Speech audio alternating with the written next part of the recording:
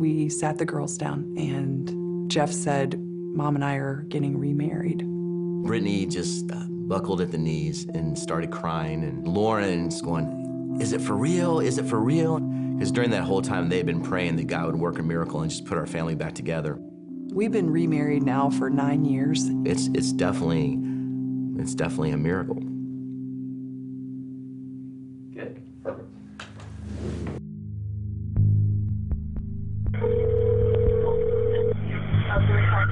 Getting 911, what's the address? I need a girl walked into an airplane prop. I need an ambulance immediately. Was it moving when it happened, or? Yes, and she's on the ground. She's not moving. Lauren and I had gone to our friend's house for dinner after church, and the group that we were with flew planes and for recreation, and they decided to go out and take a spin.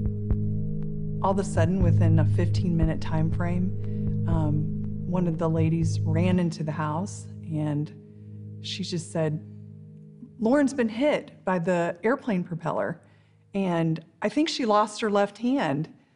And I was just standing there like, what? What is she talking about? And I didn't even know what to do at first because it wasn't registering with me what was going on. I ran through the hangar, and I could see her laying on the ground face down. Her long hair was so beautiful on her back. She was laying in a pool of blood. And so I didn't know at that point if she was alive or what was going on. And so I just got down beside her, and I just whispered in her ear. And I just said, hello, Mom's here.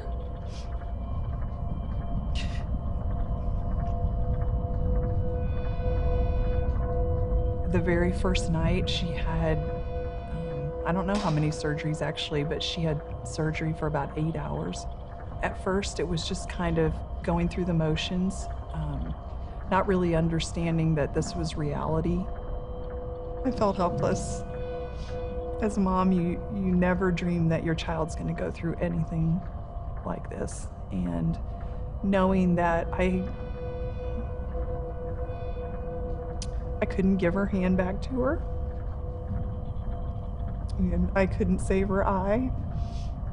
There was nothing I could do to change it. But I did know that she had a deep faith, and that's what was so amazing, that I knew as we made the steps for the future and into the future that God would be our rock, and Jesus would be our stronghold, and that's what we had to rely on.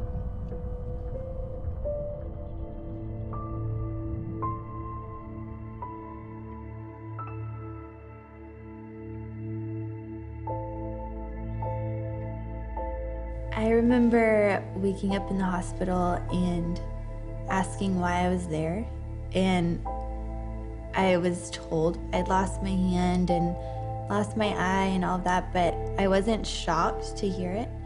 And that could be just because I was on a lot of medication, but I think it was because I was told that I had asked that several times, like, I don't know, a lot of times.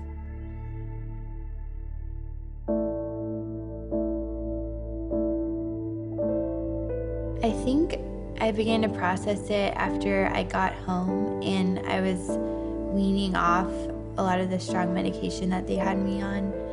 I started going through a lot of anger, and it would be in phases to where I'd experience it and then I'd be fine the next day, or certain things would just really hit me and it would just hit me really hard. I thought I was ugly and that no guy would ever love me.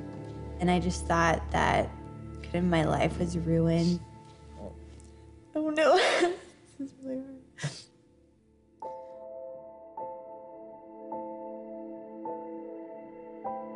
My dad, he would just read me scripture and read through Psalms and just remind me that the Lord has such a sweet purpose in this, and that he wasn't punishing me for anything, but he was just, even pouring his grace out on me.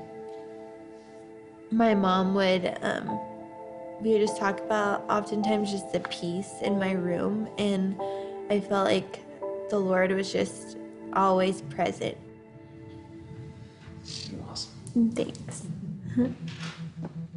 The fact that Lauren's life was spared was a miracle based on the injuries that she had.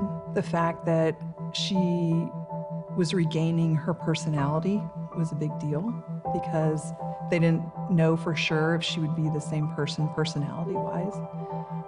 They weren't sure that she was going to form full sentences.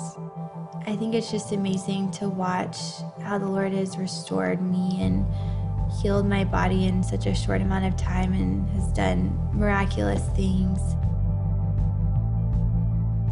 Lauren realizes that God has a huge purpose for her life.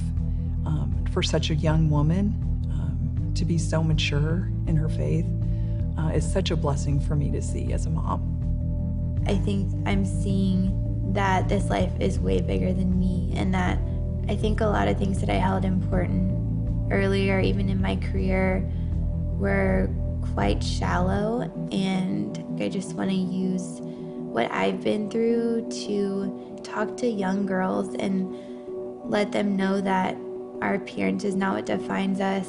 Even just insecurities that we may hold on to don't define us, and that the Lord is just a sweet place to go.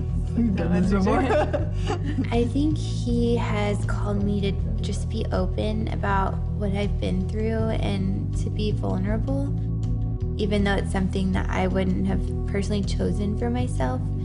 It just shows that God has such a different plan, and oftentimes it's shocking or unexpected, but it's still something really beautiful, and I want to use that. Thanks. My name is Lauren Scruggs, and I am second.